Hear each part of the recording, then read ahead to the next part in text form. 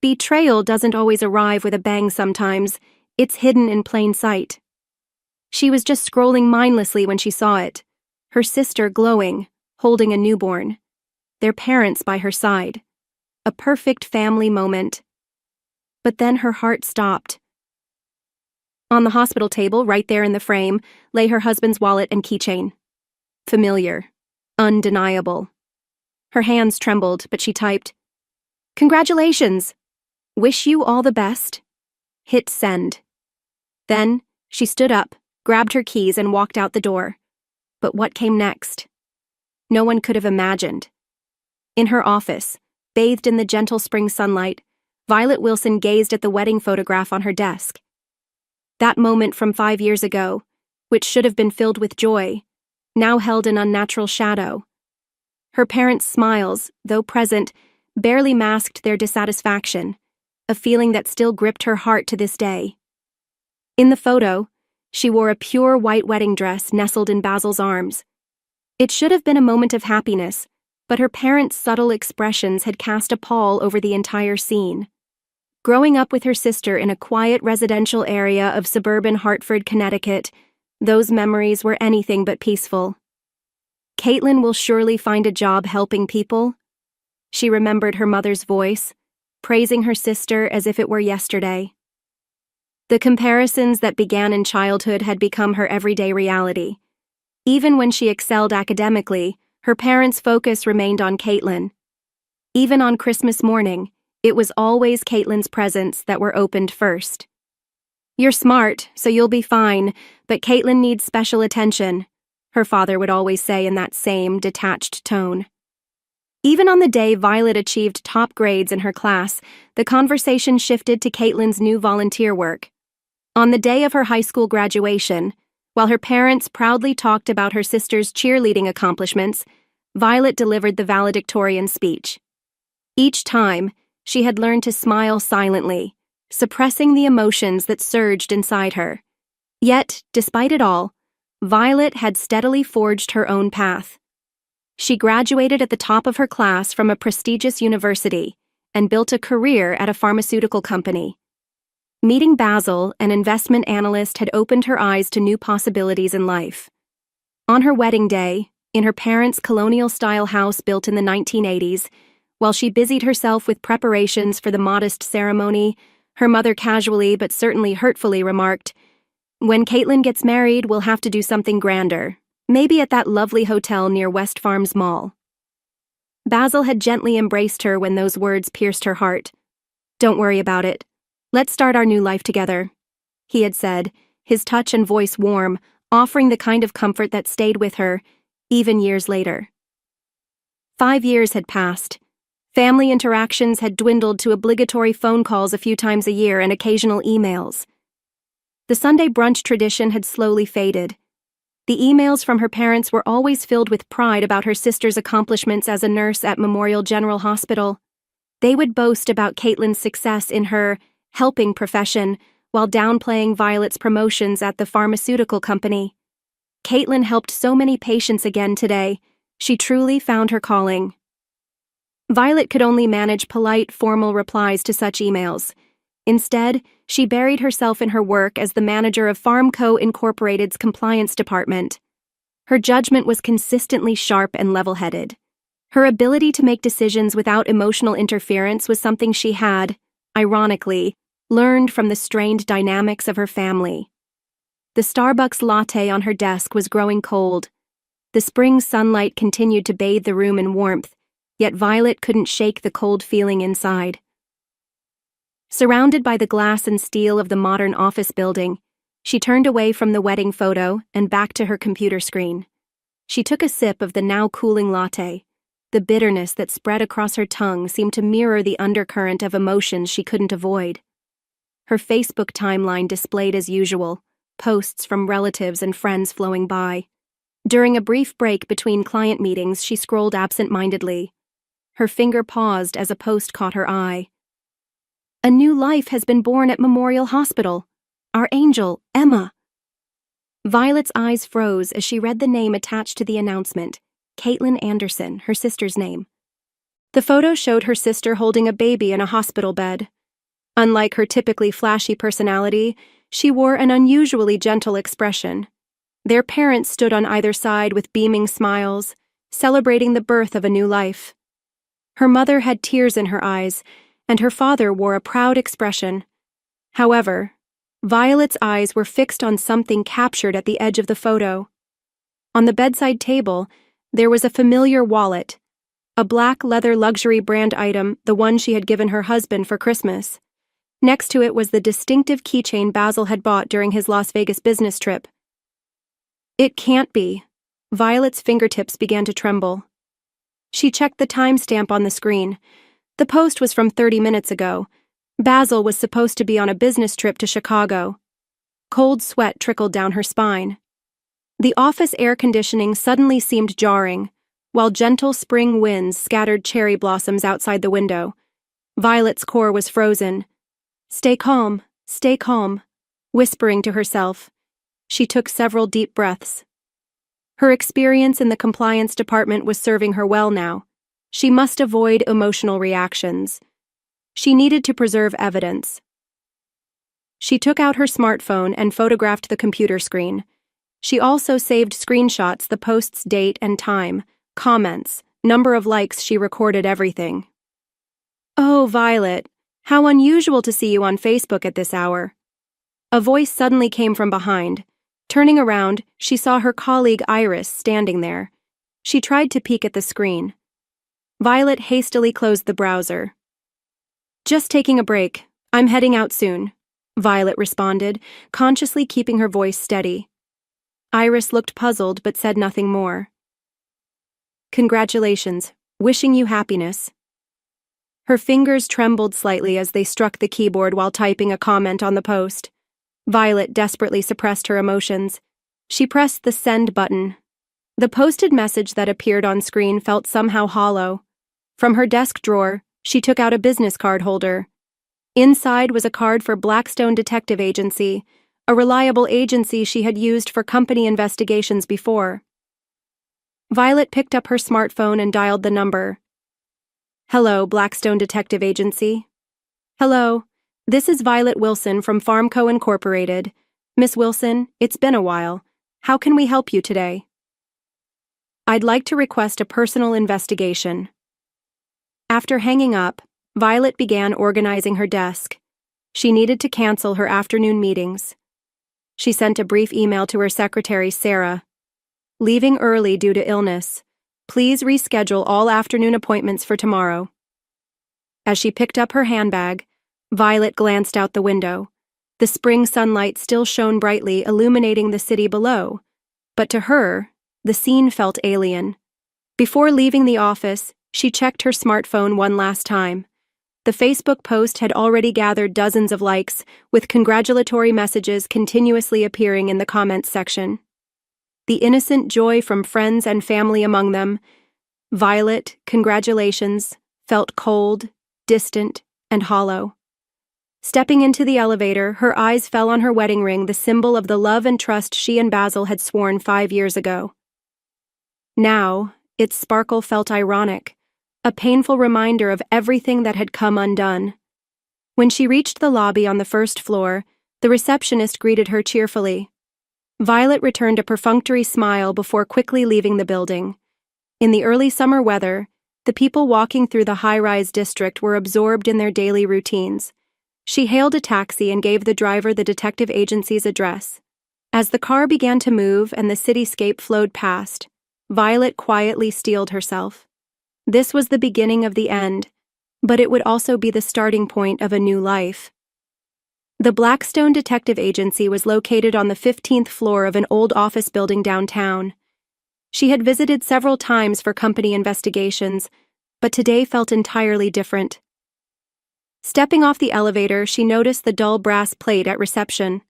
A woman in her late 50s greeted her with a warm smile. "John Blackstone is waiting for you." The meeting room she was led to was furnished with heavy wooden furniture, and photographs chronicling the detective agency's long history adorned the walls. "Miss Wilson, it's been a while." Mr. Blackstone appeared in his usual navy suit. His graying hair and gentle expression gave him a fatherly air of reassurance, but his gaze was sharp, reflecting years of experience. "This is a personal request," Violet began, explaining the situation while showing him her smartphone screen, the Facebook post, the wallet and keychain captured in the photo, and her husband's fake business trip. As she spoke, she was surprised by how calm her voice sounded. "I see." Blackstone nodded thoughtfully. "Let's start with the basics: your husband's recent behavior patterns, credit card usage, phone records," he said, noting the necessary investigation items in his notebook. "Given our long-standing relationship of trust, we'll prioritize this investigation." True to his word, the investigation results began to arrive at a surprising speed. The first report was about Basil's supposed business trip to Chicago. While the company records showed a trip to Chicago, Basil's name didn't appear on any airline reservations. Instead, they found a booking at the Ritz-Carlton, a luxury hotel located near Memorial Hospital. "We've checked the security footage," the detective's report continued, along with photos of Basil and Caitlin secretly meeting in the hotel lobby. Caitlin was wearing a flashy red dress, while Basil appeared in his usual well-groomed suit. The two were speaking intimately, their expressions betraying no hint of guilt. The credit card usage history painted an equally telling picture: luxury restaurants, brand shops, and, most shockingly, continuous purchases from high-end baby stores over the past 6 months. It was clear now everything had been planned. "We've completed the analysis of phone records." Blackstone flipped through the new report. The findings were startling. While Violet worked late nights, frequent calls had been exchanged between Basil and her sister. Over the past year, the number of calls exceeded 500. "We've also obtained Memorial Hospital records," Blackstone added, pulling out another file. Pregnancy was confirmed 9 months ago, according to the attending physician's records. She had regular checkups from early pregnancy, and the due date, he hesitated for a moment, coincides with when Basil first started his business trips. The evidence kept piling up: records of purchasing a luxury brand stroller, rumors of visits to an upscale hot spring together, and, most decisively, hospital security camera footage capturing Basil repeatedly accompanying her to prenatal checkups. Everything was perfectly documented. "With this much evidence, you'll have sufficient advantage in divorce mediation." Violet quietly nodded at Blackstone's words. "As the next step, let me introduce you to a reliable lawyer." Just then, Violet's smartphone vibrated. A new Facebook notification. More likes on her sister's post, passionate comments from their parents, congratulatory messages from friends among them. Violet, a congratulations, glowed cold as ice. "Ms. Wilson, while tidying up the documents," Blackstone spoke quietly, "in my experience, many clients become emotional when faced with such situations, but your composure is remarkable." Violet gave a bitter smile. "It's what I learned in the compliance department. Don't get swept up in emotions, gather evidence, follow proper procedures, that's all. Still, no matter how calm you are, this is family betrayal. If you need anything, please contact us anytime, whatever we can do." "Thank you." Violet stood up and looked out the window. Twilight was approaching, casting a soft light over the city. "But I'll be fine. This isn't an ending, it's a new beginning." Before leaving the meeting room, she turned back to Blackstone one last time. "One more request. Could you investigate my parents as well? I think there's a high possibility they knew about this situation." Blackstone nodded silently. His expression showed his readiness for the new investigation ahead.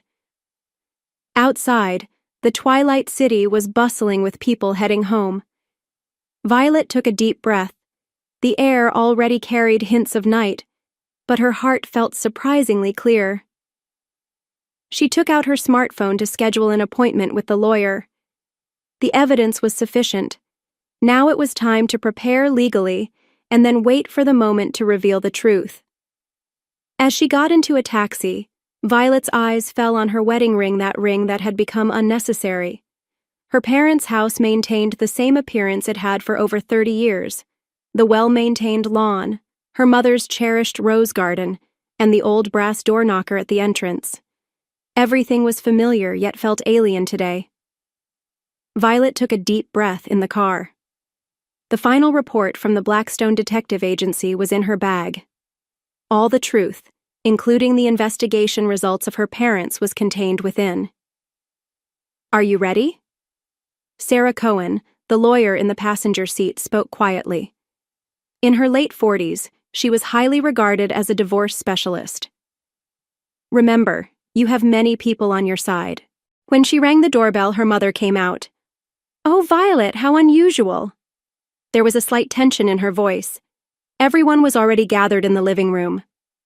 Her father sat in his usual spot on the sofa, looking up from his newspaper. Her sister, Caitlin, wore a flashy post-pregnancy dress holding the baby, and Basil stood by the window. "Thank you all for gathering here today." Violet's voice was surprisingly steady. The sound of Cohen opening her briefcase echoed in the heavy atmosphere. "What kind of gathering is this?" her mother asked anxiously. "It's a place to discuss the truth," Violet answered calmly. "First, please look at these." The evidence spread out on the table. Photos of secret hotel meetings, credit card usage history, hospital records, and numerous messages exchanged between her parents and Caitlin. "This?" Her father's face turned pale. "Wait, let me explain." Basil stepped forward. At first, it was just sympathy. She seemed lonely. "Lonely?" Violet's voice trembled slightly. "Or were you just bored with our marriage?" "That's not it. Before I knew it, I was in too deep." Basil continued. "I really love you. Can't we forget everything and start over?" "Start over?" Violet laughed softly. "You can say that after seeing this evidence?" Caitlin suddenly stood up. After handing the baby to their mother, she wore a challenging expression. "Yes, I did it. I wanted to ruin Big Sister's perfect life. Always, always being compared. Big Sister is smart, Big Sister is excellent, Big Sister is—" "Caitlin," her mother tried to stop her. "No, Mom," Caitlin continued. "Big Sister ruined my life. Parents' expectations, everyone's evaluation, everything. So I wanted to do the same to her." "Be quiet," her father shouted, but there was something weak in his voice. "And you, Dad," Violet calmly retorted, "why did you turn a blind eye? According to the detective's report, you must have known about their relationship." Silence dominated the room. Her mother began crying. Then, Cohen cleared her throat quietly. "Mrs. Anderson," the lawyer addressed her mother gently, "could you tell us about your past?" The color drained from her mother's face. "How we've investigated everything," Violet said. "Your teenage pregnancy, hasty marriage, and—" "Stop!" her mother screamed. But it couldn't be stopped now. "Is that why you were so obsessed with Caitlin's happy marriage?" Violet questioned. "Is that also why you said, 'We'll do something grander for Caitlin at my wedding'?" "I didn't want her to struggle like we did," her mother's voice trembled. "Appearances matter." "And what about my life?" Violet's voice showed emotion for the first time. "What about my happiness?" Her father stood up. "Violet, Dad was influenced by Mom and overprotected Caitlin," Violet interrupted. "My independence was misunderstood as cold, and we grew apart, and you turned a blind eye to your daughter's affair, all for the sake of family appearances." No one could argue. The evidence was too clear. "Now, let me tell you the schedule going forward." Violet regained her composure. Cohen pulled out documents. First, the divorce mediation schedule. Then Violet continued. "I'll report to Basil's company and Memorial Hospital by tomorrow the investigation results about their inappropriate relationship." "Wait," Caitlin cried out. "My job." "You should have thought about that," Violet said coldly. "Actions have consequences. Social media announcement," Cohen confirmed, "as planned." "Violet, please," Basil pleaded. "I'll demand substantial compensation from you," Violet said, ignoring her husband, "and money to sell the parents' house and relocate." "The house!" her father exclaimed in surprise. Yes, your credibility in this area will be lost. The baby started crying. Her mother just silently rocked the baby. The once perfect family portrait was now crumbling before their eyes. Let's end this. Violet stood up. Cohen quietly packed the documents into her bag. Violet, her mother called out one last time. Are you really? I'm going to be happy, Violet turned and said. This time, in the true sense. Leaving the living room heavy with tension, she didn't look back. Her new life had already begun. 1 year later, in spring, Violet stood at the top floor of a glass high-rise, gazing down at the city from her new office. 3 months had passed since her promotion to Director of Compliance at Farmco Incorporated. Her spacious corner office still carried the faint scent of new furniture, a quiet reminder of how much had changed. On her desk, a Business Week article covered an entire page. The headline read, Female Leader Building a New Era in the Pharmaceutical Industry, accompanied by Violet's photo. The interview praised her innovative compliance program, highlighting her impact in the industry. Mrs. Wilson, preparations for the next meeting are complete, Jessica, her new secretary, announced, knocking softly before adding that Sarah, her former secretary, had been promoted to manager in another department, a position Violet had recommended. Thank you, just 5 more minutes, Violet replied, her voice steady as she glanced out the window. The sky had cleared after a spring storm, and the new green leaves on the street trees sparkled in the sunlight. Violet's smartphone buzzed, breaking her reverie. It was a notification from a local news site. Former Goldman and Partners analyst denied new position on West Coast. Though Basil's name wasn't directly mentioned, Violet knew exactly who the article referred to. After the divorce, Basil had been forced to resign from his company, and his life had spiraled downward. His high alimony payments and ruined reputation had left him working at a small securities firm in a provincial city, earning less than 1/3 of his former salary. Another tab showed a headline about Memorial Hospital. Nursing license suspension appeal rejected due to inappropriate relationship. Caitlin's life had taken a dramatic turn as well. After being fired from the hospital and losing her nursing career, she had moved back in with their parents. Life as a single mother had proved much harder than she'd anticipated. Eventually, their parents sold their longtime home and moved to another state. The loss of their social standing had been more severe than they had expected. For a couple who had taken such pride in their teaching careers, it must have been an unbearable reality. Violet sighed softly. In the end, trying to maintain appearances cost them everything, she whispered, but there was no trace of regret in her voice. From her desk drawer, Violet pulled out a photograph, the wedding picture from 5 years ago. What had once squeezed her heart now seemed like a distant memory. She placed the photo into the shredder, watching as it was quietly destroyed. Her new life, more fulfilling than she could have ever imagined, was moving forward. On weekends, she had started attending a yoga class she'd always been interested in. Sunday brunch with friends she had met there had become a new pleasure. Even dinner alone, with ingredients carefully selected from Whole Foods, felt like a special luxury she had come to appreciate. Ms. Wilson, it's time.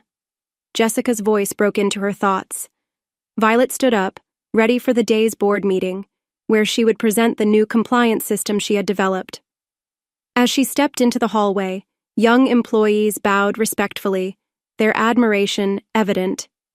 Her previous reputation for being cold had transformed into one of dignity and respect.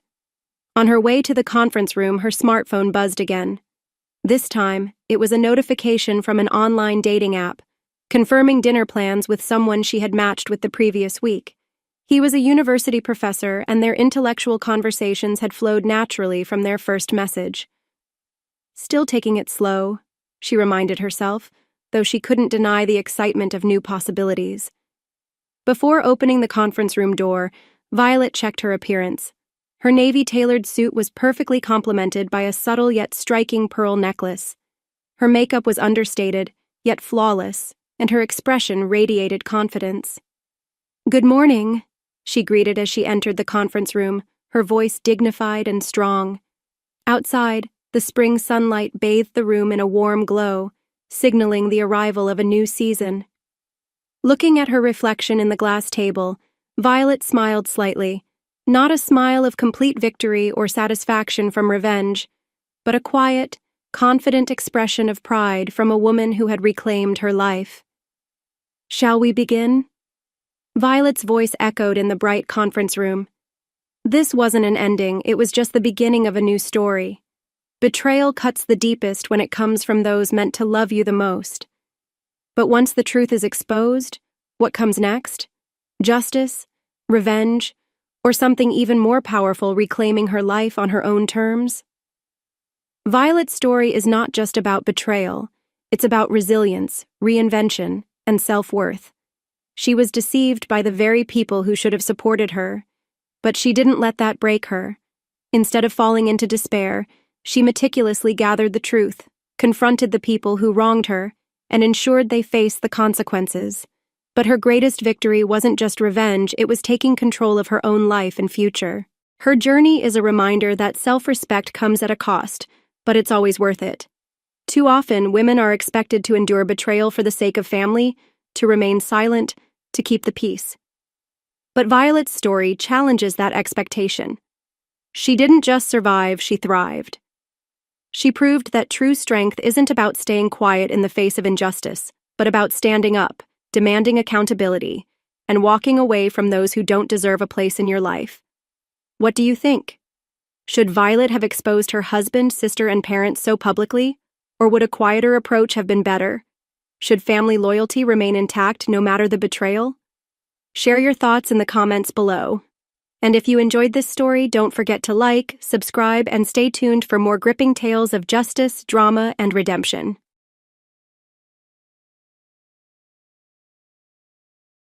The sound of my mother-in-law's voice drifted up the stairs, sharp and critical as ever.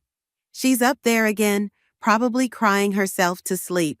How is she going to raise these children properly if she can't even pull herself together? I pressed my palms against my eyes, willing the tears to stop. My name is Natasha, and 3 weeks ago, I lost my husband Taylor to a sudden heart attack. Now, I was losing my home to his mother. "Mom, I can hear you," my daughter Athena called from her room, "and I'm pretty sure Mom can too." The floorboards creaked as Ellie climbed the stairs. "I'm only trying to help, dear. Someone needs to maintain order in this house." I opened my bedroom door before she could reach it. "I've got everything under control, Ellie. The kids are doing their homework, dinner's in the oven, and I've already called the insurance company about Taylor's policy." She stood there in her perfectly pressed blouse, lips pursed. "Darling, you look exhausted. Why don't you let me handle things? I raised Taylor on my own after all." "I appreciate the offer, but—" "Mom!" Nasir's voice rang out from downstairs. "The timer's beeping." I moved to head downstairs, but Ellie blocked my path. "I'll take care of it. You should rest." Before I could protest, she was already halfway down the stairs. I followed her to the kitchen, where my 10-year-old son was standing by the oven. "Grandma, Mom always lets me help set the table," Nasir said, reaching for the plates. "Not tonight, dear. These dishes are too expensive to risk breaking. Go wash up for dinner." I watched my son's face fall. "Ellie, those are our everyday plates. Nasir knows how to—" "Natasha," she cut me off, her voice honey-sweet but her eyes steel-cold. "I know you mean well, but children need structure, especially now. Taylor would want them raised properly." My phone buzzed, a text from my best friend Tabitha. "How's it going with the dragon lady?" I typed back quickly. "She's taken over everything. I can barely breathe." "Want me to come over? I'll bring wine."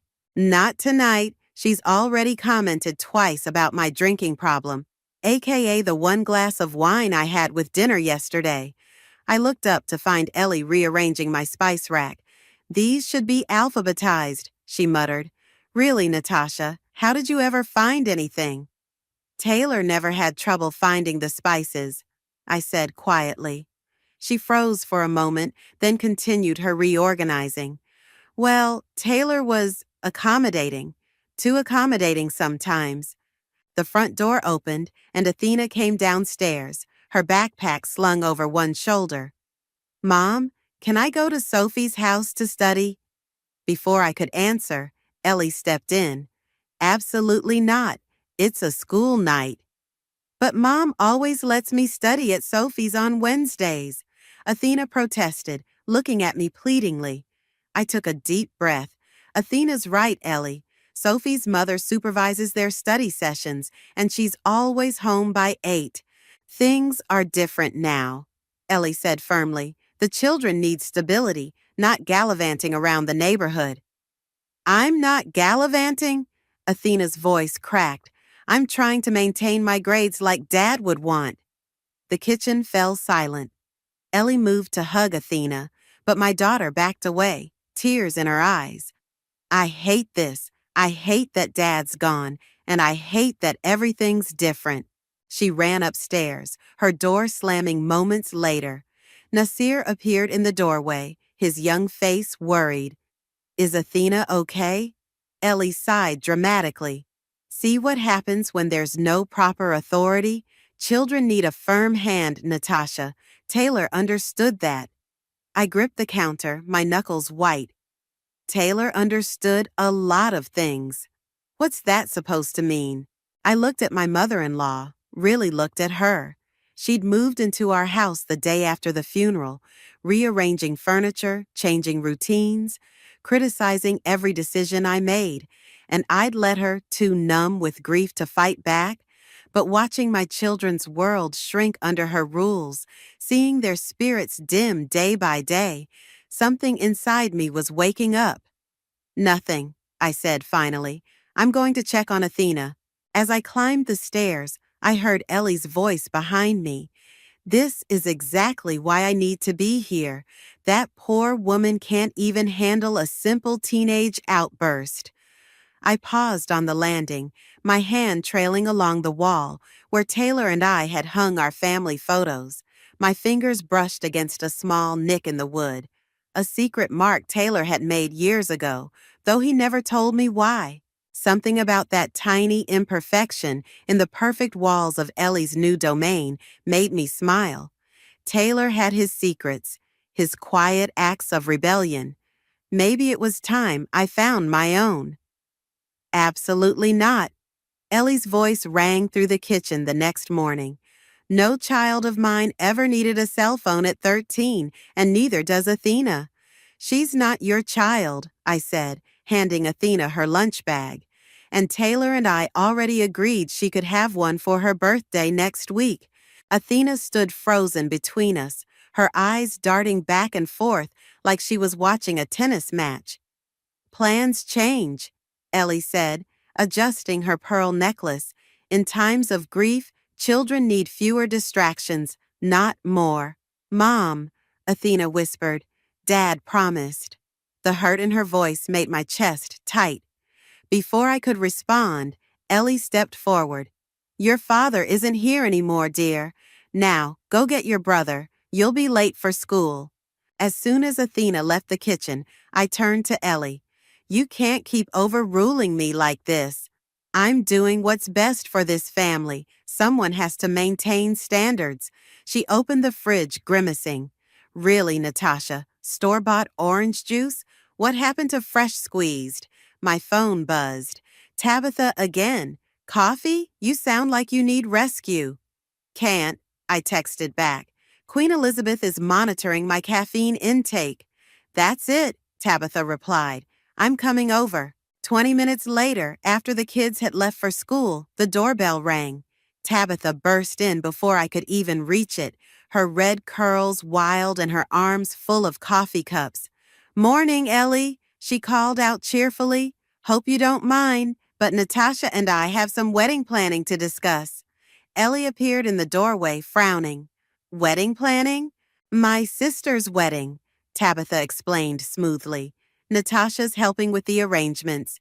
You know how good she is at organizing events. Is she? Ellie's tone dripped with doubt. Well, don't let me interrupt. I need to reorganize the linen closet anyway. Someone's been folding the towels incorrectly. As soon as Ellie disappeared upstairs, Tabitha grabbed my arm and pulled me onto the porch. Okay, spill. How bad is it? She's taken over everything, Tab. The kids' schedules, the meals, even the damn thermostat. Yesterday, she threw out all my scented candles because they were fire hazards. The ones Taylor got you for your anniversary?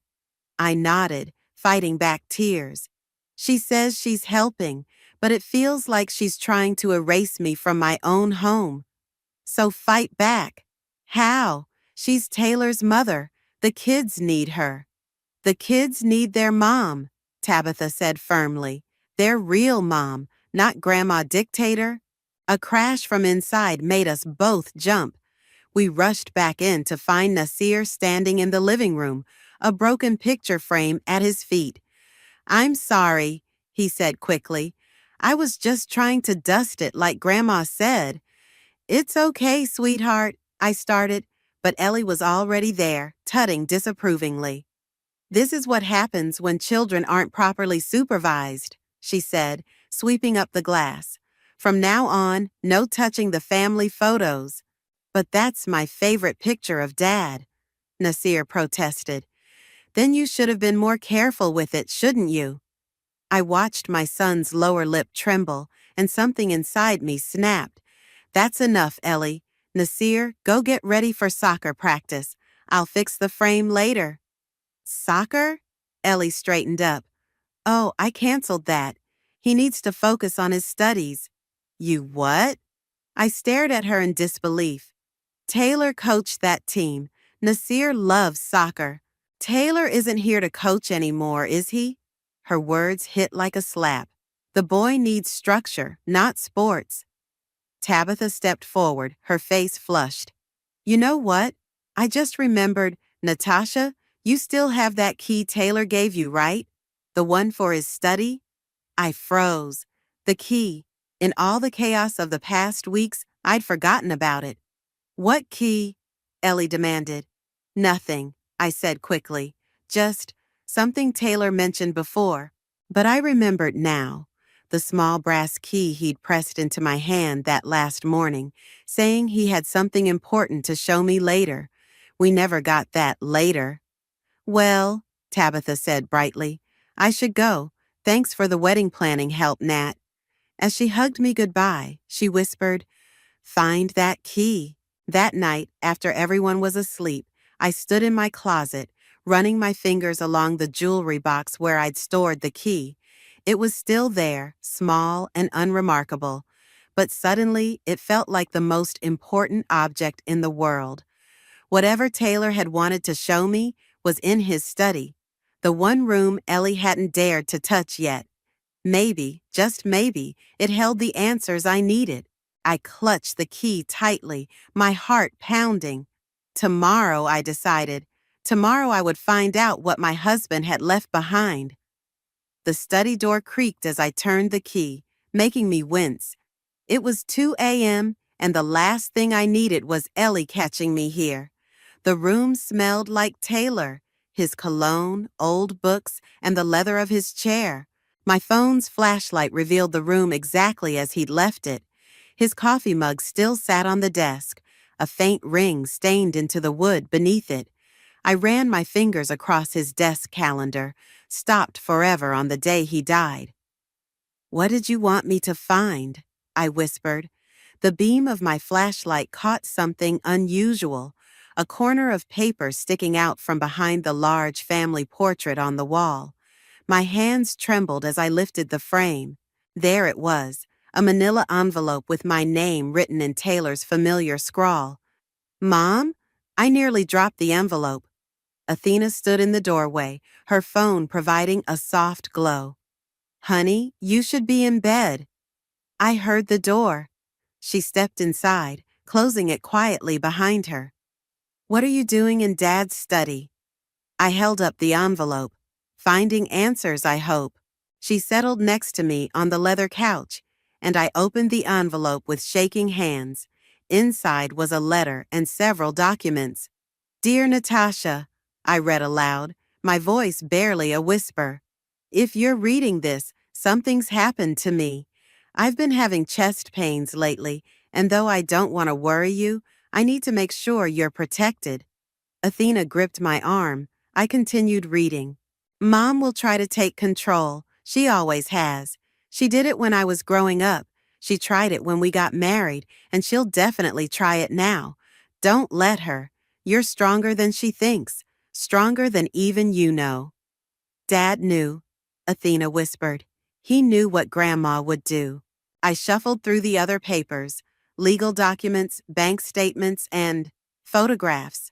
Old ones, showing a younger Ellie with Taylor as a teenager. In every photo, she was directing, positioning, controlling. There's more, I said, turning back to the letter. I've set everything up in your name, the house, the accounts, everything. Mom has no legal right to make decisions for our family. I know she'll claim it's for the best, that she's helping, but don't believe it. She nearly destroyed my first marriage with her interference. I won't let her do the same to you and the kids. Dad was married before? Athena's eyes widened. Briefly in college, I said, remembering. He never talked about it much. The letter continued. I've included proof of everything. Her manipulation, her lies, even the way she drove Sarah away. Use it if you have to. The kids need their mother, their real mother, not someone trying to remake them in her image. You need to show this to Grandma, Athena said firmly. I shook my head. It's not that simple. Why not? Dad wanted you to stand up to her. He said you're stronger than she thinks. A floorboard creaked in the hallway. We both froze. Natasha, Ellie's voice called out. Is someone in Taylor's study? I quickly shoved the envelope under a couch cushion. Just me, Ellie. Couldn't sleep. The door opened. Ellie stood there in her silk robe, frowning. This room should be left as it is, as a memorial. It's disrespectful to... To what? I interrupted, standing up. To remember my husband? To seek comfort in the space where he spent so much time? Mom, Athena added, Dad wouldn't want his study to be a shrine. He'd want us to use it to remember him living, not... Go to bed, Athena, Ellie snapped. This doesn't concern you. Actually, I said, my voice stronger than I'd felt in weeks, it concerns all of us. This is our home, our family. I am the matriarch of this family, Ellie declared. Taylor expected me to lead this family, I cut in, and it's time I started doing exactly that. Ellie's face paled. What are you talking about? Go to bed, honey, I told Athena, who squeezed my hand before leaving. Once she was gone, I faced my mother-in-law. Things are going to change, Ellie, starting tomorrow. Is that a threat? No, I said calmly. It's a promise. To my husband, to my children, and to myself. She stared at me for a long moment before turning away. We'll discuss this in the morning, when you're thinking more clearly. After she left, I retrieved the envelope and held it close. Taylor had known what would happen, known what I would need. He'd prepared everything, given me all the tools. Now I just had to be brave enough to use them. I pulled out my phone and texted Tabitha. Found the key to everything. Meeting tomorrow? Her response was immediate. Finally, my place, 10 a.m. Time to take back your life, girl. Looking around Taylor's study one last time, I smiled. The war for our family was about to begin. She did what? Tabitha nearly spilled her coffee as I showed her the document spread across her kitchen table. Apparently, Ellie drove Taylor's first wife away by convincing everyone the poor woman was unstable. I pointed to an old letter. Sarah wrote this to Taylor years later, explaining everything. And Taylor kept it all this time? Tabitha shook her head in disbelief. He knew his mother better than anyone. I pulled out my phone, showing her a text from Ruben, Taylor's childhood friend. I reached out to Ruben this morning. He's willing to meet with us. The doorbell rang and Ruben entered, his lawyer's briefcase in hand. Ladies, he said, settling into a chair. I've been waiting for this conversation for weeks. You knew about all this? I asked. I watched Ellie destroy Taylor's first marriage. When he met you, he was determined not to let history repeat itself. Ruben pulled out some papers. These are copies of everything Taylor set up legally. The house, accounts, even the kids' trust funds. They're all in your name, Natasha. So Ellie has no actual power here? Tabitha asked. None, Ruben smiled. She's a guest in your home, nothing more. My phone buzzed. Nasir's school. Hello? Mrs. Richardson, this is Principal Morris. Your mother-in-law just called to pull Nasir out of soccer permanently. We needed to confirm this with you. I gripped the phone tighter. She did what? She said it was a family decision. It absolutely was not. Nasir stays on the team. In fact, I'm coming to sign him up for the summer program too.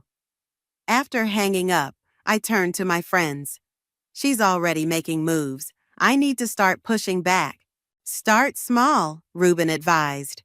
Reclaim your space bit by bit.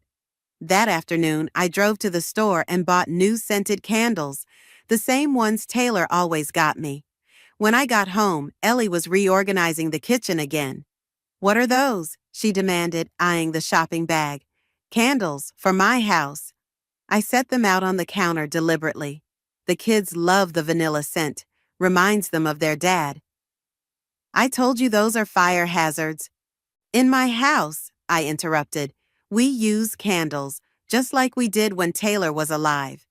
Her face reddened. I'm only trying to protect this family. By canceling Nasir's soccer, the sport his father coached? She froze. How did you? I'm his mother, Ellie. The school checks with me, not you.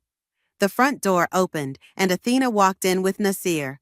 Mom, Nasir ran to me. Is it true? Can I still play soccer? Of course, baby. I hugged him tight. In fact, you're joining the summer league too. But Grandma said, Grandma made a mistake, I said firmly, meeting Ellie's eyes. She forgot to check with me first. This is ridiculous, Ellie sputtered. Taylor would never, actually. I pulled out my phone, showing her a video I'd found in Taylor's study, him coaching Nasir's team, both of them laughing. This is exactly what Taylor would want. Ellie stormed upstairs, and I heard her door slam. Athena grinned. Mom, that was awesome. My phone buzzed with a text from Tabitha. How's Operation Take Back going? Just won the first battle, I replied. Soccer stays. Candles are back. Queen Elizabeth is not amused. Later that night, while the kids did homework, I found a crumpled paper in the recycling bin, a draft of Taylor's letter that Ellie must have discovered while snooping. My heart raced as I smoothed it out. How much had she read? The sound of her heels on the stairs answered my question. Her face was composed, but her eyes were cold. I always wondered why Taylor changed his will that last year, she said. Now I know. He turned my own son against me. No, Ellie, you did that yourself. I made him successful, gave him structure, guidance. You controlled him, and now you're trying to control his children. She stepped closer. You have no idea what it takes to raise children properly. You're too soft, too permissive, just like Sarah was. The difference is, I stood my ground. I'm not going anywhere. This is my home, my family, and my rules. We'll see about that. She turned to leave, then paused. Oh, and Natasha, I've invited some old family friends over for dinner tomorrow. Do try to have the house presentable. As her footsteps faded, I texted Ruben. She found a draft of the letter. Time to call in reinforcements? His response was immediate.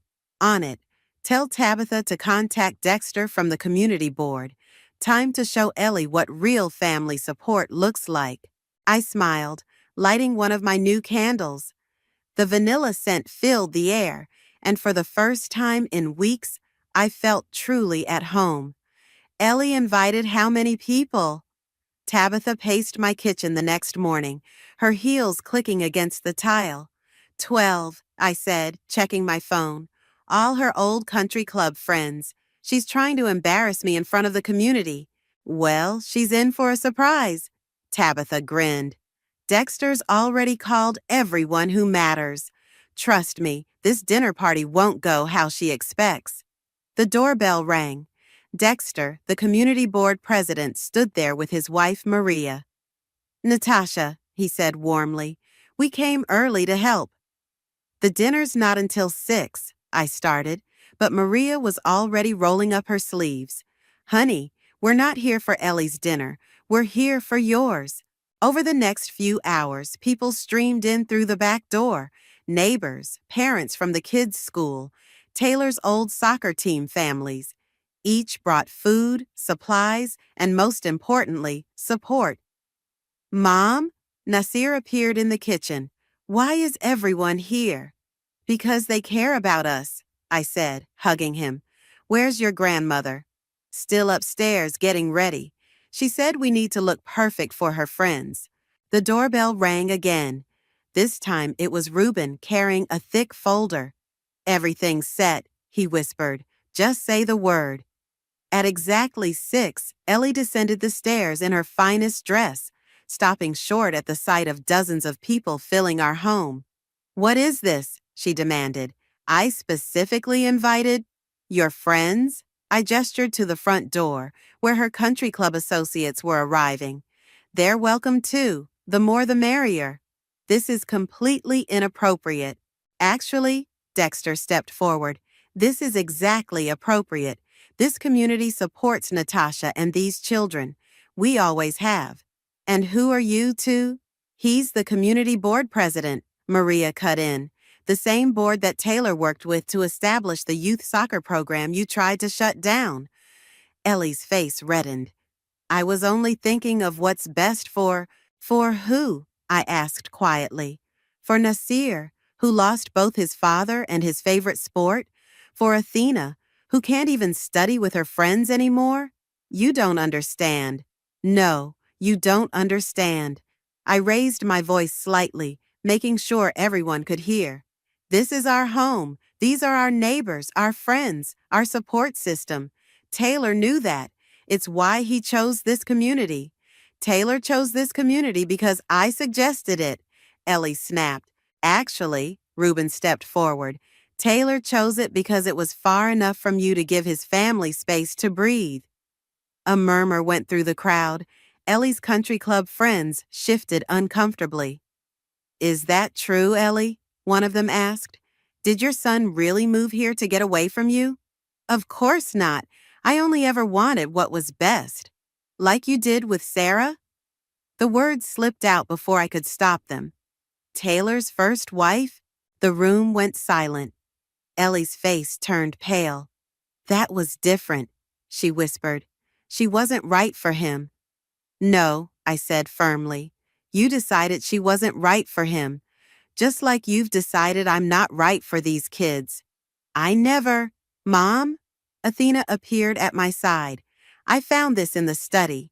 She held up a photo album.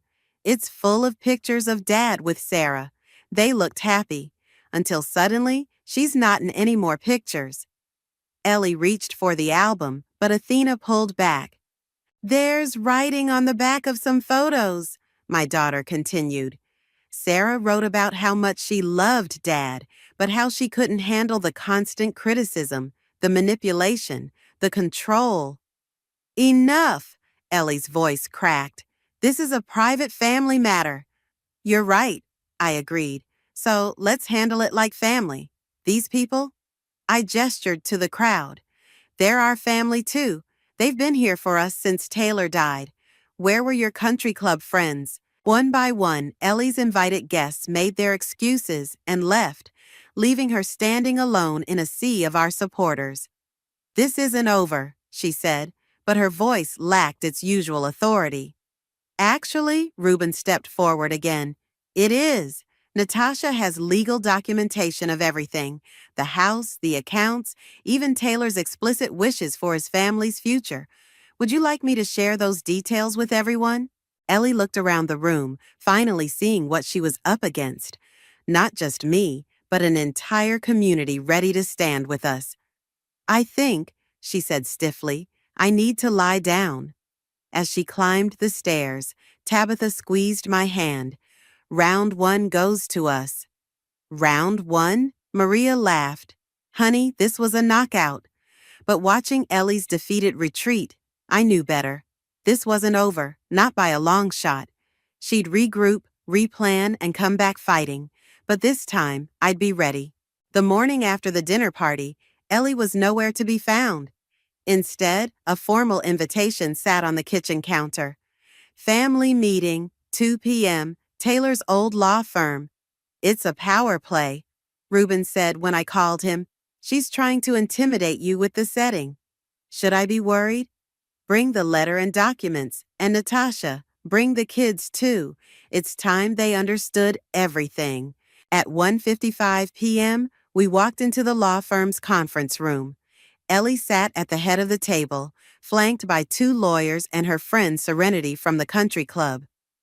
The children shouldn't be here, Ellie said immediately. They're exactly where they need to be, I replied, taking the seat opposite her. Reuben sat beside me, placing his briefcase on the table. I've called this meeting, Ellie began, because recent events have made it clear that this family is in crisis. As the matriarch, You're not the matriarch, Athena interrupted. Mom is. Ellie's lawyer cleared his throat. We have concerns about the children's welfare. Mrs. Richardson has documented several instances of questionable parenting decisions. Like what? I demanded. Serenity pulled out a notebook. Allowing unsupervised study sessions, dangerous sports activities, inappropriate social media access. You mean letting me study with Sophie? Athena's voice shook with anger. Or letting Nasir play the sport Dad loved? Your father would want. Don't. Nasir spoke up for the first time. Don't tell us what Dad would want. You didn't even come to his games. Ellie's face hardened. I'm trying to protect you from what? I pulled out Taylor's letter. From turning out like their father? The son you tried to control so much he moved across the city to escape you? That letter is a forgery, Ellie snapped. Really? Reuben opened his briefcase. I have the original here, with Taylor's notarized signature, along with some interesting documents about Sarah. The lawyers exchanged glances. Serenity shifted uncomfortably. Who's Sarah? Nasir asked. Your father's first wife, I said gently. The one your grandmother drove away with false accusations and manipulation. That's slander. Ellie stood up. I won't sit here and... Sit down, Mom. A new voice spoke from the doorway. Sarah herself stood there, looking elegant in a business suit. They deserve to know the truth. Ellie fell back into her chair. How dare you come here? I invited her, Reuben said. As Taylor's first wife, she has relevant testimony about your pattern of behavior. Sarah walked to the table. I loved Taylor. We were happy until his mother started spreading rumors about my mental health, my faithfulness, even my ability to have children. You were wrong for him, Ellie insisted. No, Sarah's voice was firm. I was just wrong for you. I wasn't controllable enough, moldable enough, so you destroyed me, but I won't let you destroy this family too. Is that why Dad kept all those pictures? Athena asked Sarah. To remember what Grandma did? Sarah nodded. Taylor never forgave himself for not standing up to her then. That's why he prepared everything for your mom, to make sure history wouldn't repeat itself. Ellie's lawyers were whispering urgently. Finally, one spoke up. Mrs. Richardson, given this new evidence, we recommend... Fire them, Ellie cut in. All of them. This meeting is over. No, I stood up. This meeting is exactly what we needed. The kids needed to see the truth. They needed to understand why their father set things up the way he did. I'm their grandmother. I have rights. You have privileges, Reuben corrected. Privileges that can be revoked. Are you threatening me? No, I said quietly. I'm giving you a choice.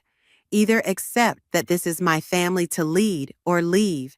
Taylor made his wishes clear. I won't let you do to my children what you did to him. The room fell silent. Nasir reached for my hand under the table. I choose my family, he said firmly. Me too, Athena added.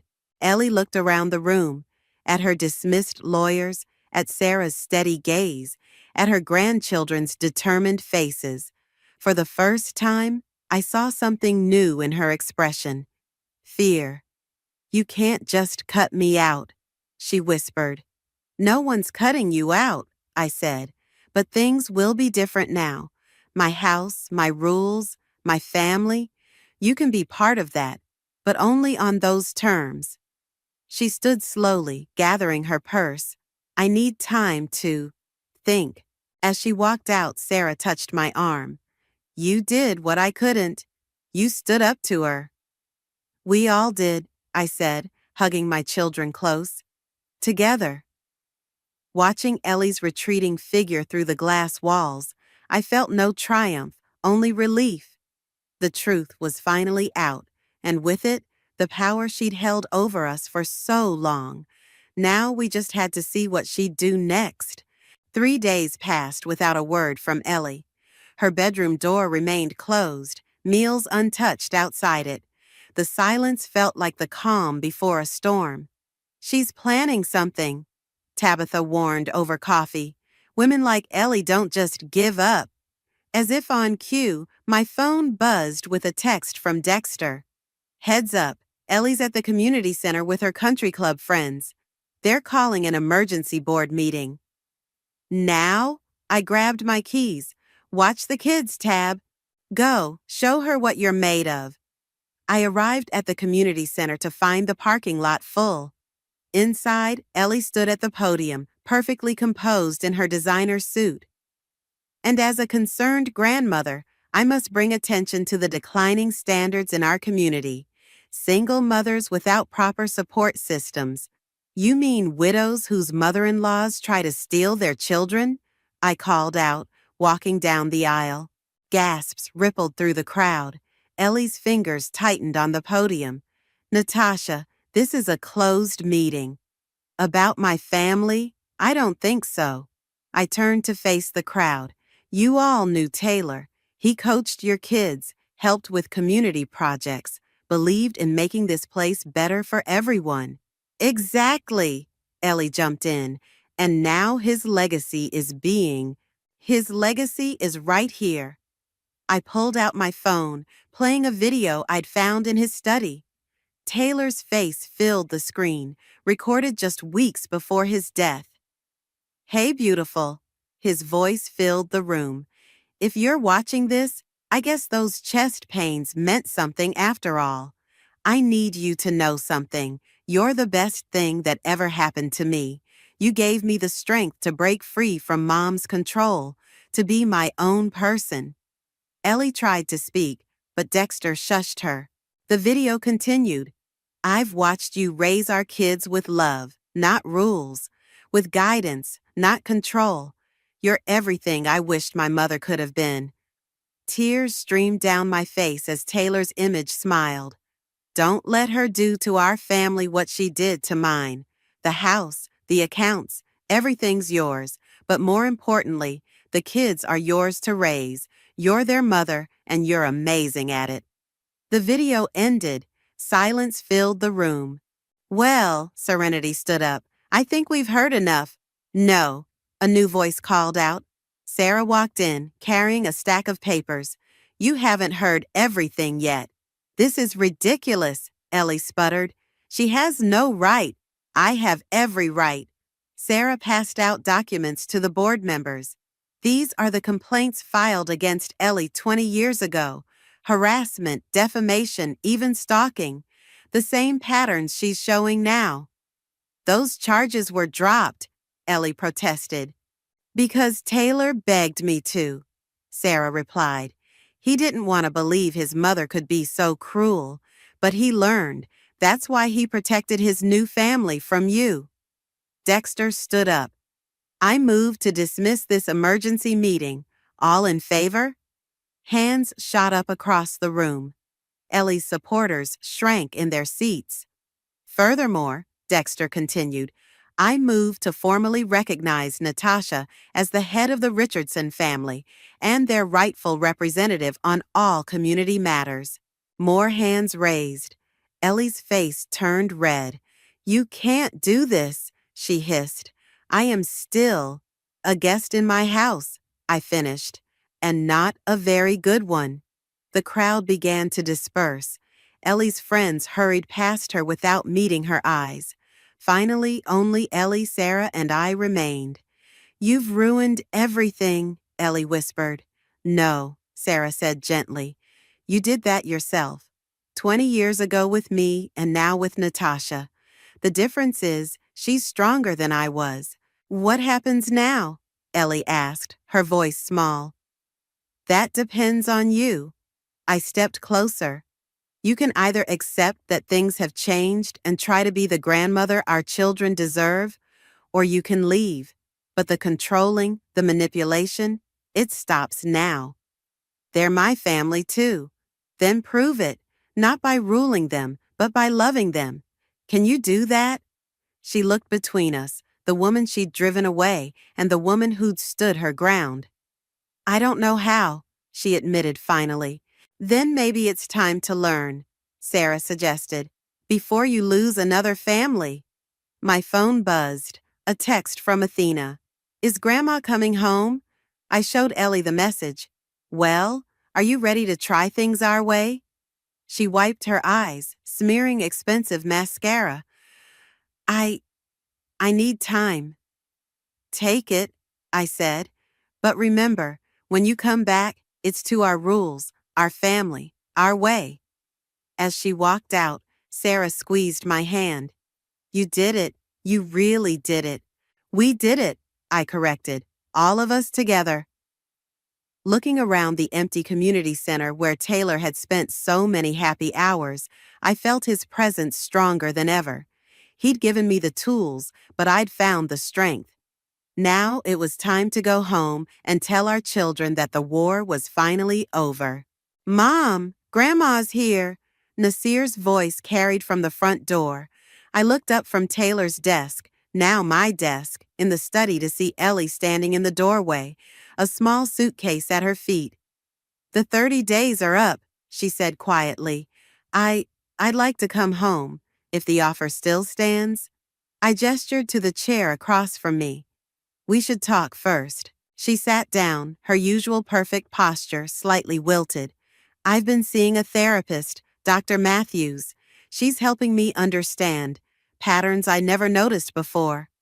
Good, that was our condition. I know. She twisted her wedding ring. She showed me how I've been recreating my own mother's controlling behavior. I didn't want to believe it, but Grandma, Athena appeared behind her. You're just in time. Mom's letting me redecorate my room. Want to help pick colors? Ellie's hand twitched, and I could see her fighting the urge to take control. Instead, she asked, What colors are you considering? Black and purple. I see. Ellie caught my eye, took a deep breath. It's your room, dear. What matters is that you love it. Athena's jaw dropped. Mom, what did you do with the real Grandma? We all laughed, breaking the tension. Why don't you show her your design ideas? I suggested. As they left, I heard Ellie asking questions instead of giving orders. A small change, but significant. My phone buzzed with a text from Sarah. How's it going? She's trying, I replied. Really trying. The doorbell rang. Tabitha burst in with takeout bags. Family dinner! I brought everyone's favorites, even your weird seaweed snacks, Ellie. You remembered? Ellie looked touched. Course I did. Your family. Difficult, sometimes impossible family, but still family. We gathered around the dinner table. No formal dining room, no strict seating arrangement. Nasir had soccer dirt on his knees. Athena's hair was wild from dance practice, and for once, Ellie didn't comment on either. Before we eat, she said suddenly, I have something for everyone. She pulled out a stack of envelopes. Letters. Dr. Matthews suggested I write down things I should have said long ago. She handed them out, one to each of us, plus one for Sarah and one addressed to Taylor. That last one she placed in the center of the table. You don't have to read them now, she added quickly, or ever if you don't want to, but I needed to write them. Nasir opened his immediately. His eyes widened. Grandma, you're coming to my soccer games? If you want me to. She smiled tentatively. Your father loved coaching you. I should have seen that. Athena read hers next, tears filling her eyes. She got up and hugged Ellie, their first real hug since Taylor died. I opened mine last. Natasha, I owe you the biggest apology. You didn't just lose your husband. You lost your partner, your children's father, your future as you planned it. Instead of helping, I tried to take what little you had left. I was wrong. Taylor chose well when he chose you. You're stronger than I ever gave you credit for. Thank you for not giving up on me, even when I gave you every reason to. The guest room is made up, I said, closing the letter. Same rules as before, respect boundaries, ask, don't tell, and therapy continues. Agreed. Ellie reached for the letter to Taylor. This one, I'd like to put it in his study, where it belongs. Together, we walked to the study. Photos lined the walls, old ones of Taylor and Sarah, newer ones of our family, recent ones of soccer games and dance recitals. A timeline of love, loss, and healing. He would be proud, Ellie said softly, of all of us. Even you? Especially me, I hope. It's not easy admitting you've been wrong for so long. From downstairs, Tabitha called. Food's getting cold, and Nasir's eyeing the last spring roll. Save me one, I called back. To Ellie, I added, welcome home, for real this time. As we headed downstairs, I caught a glimpse of our reflection in the window.